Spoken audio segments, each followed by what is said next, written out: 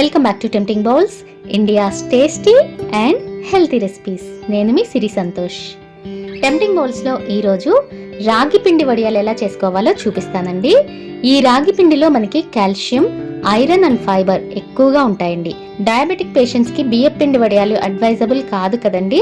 So అలాంటి వారు ఈ రాగి పిండి వడియాలు హ్యాపీగా తినొచ్చు. అంతేకాదండి, ఎదిగే పిల్లలకి కూడా ఈ రాగి పిండి వడియాలు చాలా మంచిదండి.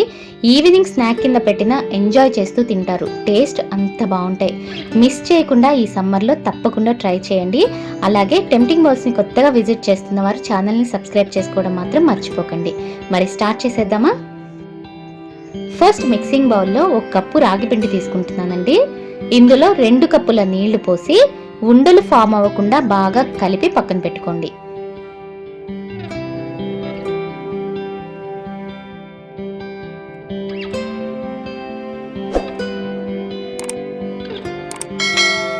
ఇప్పుడు ఒక మిక్సీ జార్లో పిండిని కొలిచిన కప్పుతోనే 1/2 కప్పు సగ్గుబియ్యం ఒక అరగంట సేపు నానబెట్టి వేసుకోండి.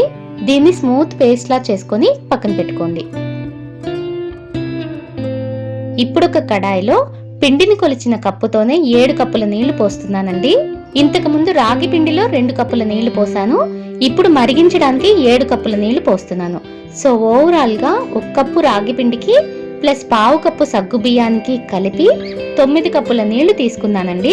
ఇప్పుడు హై ఫ్లేమ్ మీద నీళ్ళని బాగా కాగనివ్వండి.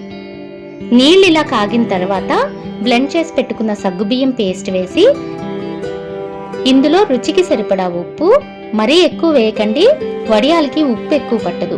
ఎండిన తర్వాత వడియాలు ఉప్పు తేలుతాయి. సో ఎప్పుడు కూడా వడియాలకి ఉప్పు చాలా తక్కువ వేసుకుంటూ ఉండాలి. నెక్స్ట్ 1/2 కప్పు నువ్వులు, 1/2 టీ స్పూన్ ఇంగువ, ఫ్లేవర్ ఎక్కువ ఇష్టపడేవారు 1 టీ స్పూన్ వేసుకోవచ్చండి. తర్వాత 1 టేబుల్ స్పూన్ అల్లం పచ్చిమిర్చి పేస్ట్ కూడా వేసి హై ఫ్లేమ్ మీదే నీళ్ళని బాగా మరగనివ్వండి.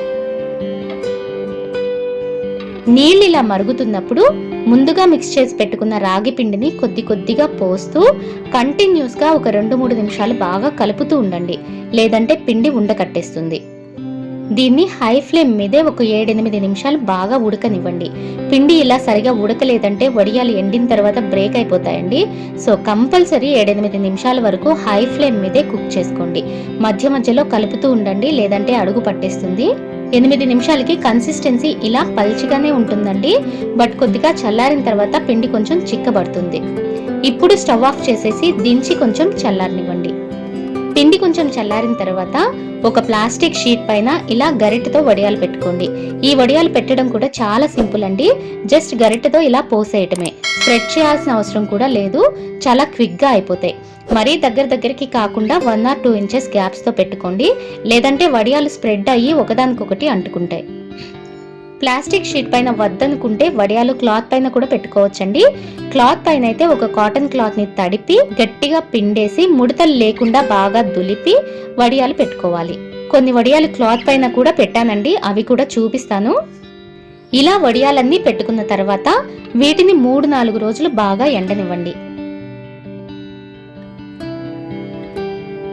ఒక రోజంతా బాగా ఎండిన తర్వాత ప్లాస్టిక్ షీట్ పైన పెట్టిన వడియాలు ఇలా ఈజీగా వచ్చేస్తాయండి.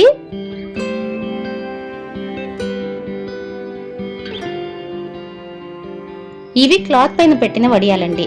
వడియాలు ఒక రోజంతా బాగా ఎండిన తర్వాత వడియాలకి బ్యాక్ సైడ్ క్లాత్ ని ఇలా నీళ్లతో బాగా తడపండి. ఇప్పుడు వడియాలు ఇలా ఈజీగా వచ్చేస్తాయి. వీటిని మరో 2-3 రోజుల పాటు బాగా ఎండనివ్వండి. వడియాలు ఎంత బాగా ఎండితే అంత ఫ్రెష్ గా సంవత్సరమైనా కూడా పాడవకుండా చక్కగా నిల్వ ఉంటాయండి.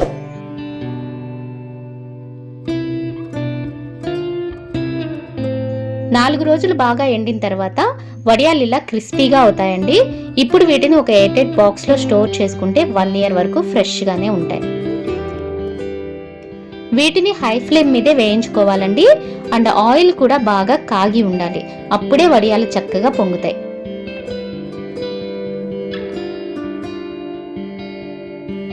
ఇంతేనండి, హెల్దీ అండ్ టేస్టీ రాగి పిండి వడియాలు రెడీ. వీడియోలో నేను చెప్పిన కొలతలన్నీ కరెక్ట్ గా ఫాలో అవ్వండి, వడియాలు మీకు పర్ఫెక్ట్ గా వస్తాయి. ఏ పప్పుచారు లాంటివి చేసుకున్నప్పుడు ఇలా వడియాలు వేయించుకుంటే సైడ్ డిష్గా చాలా బాగుంటాయండి. ఈ సమ్మర్లో మీరు కూడా తప్పకుండా ట్రై చేయండి. ట్రై చేస్తే ఎలా ఉన్నాయో మాకు కామెంట్ చేసి చెప్పడం మాత్రం మర్చిపోకండి. ఇలాంటి మరిన్ని రెసిపీస్ కోసం టెంప్టింగ్ బౌల్స్ని సబ్స్క్రైబ్ చేసుకొని పక్కనే ఉన్న బెల్ ఐకాన్ని కూడా యాక్టివేట్ చేసుకోండి. టెంప్టింగ్ బౌల్స్ని ఫేస్బుక్ అండ్ ఇన్స్టాగ్రామ్లో కూడా ఫాలో అవుతూ ఉండండి.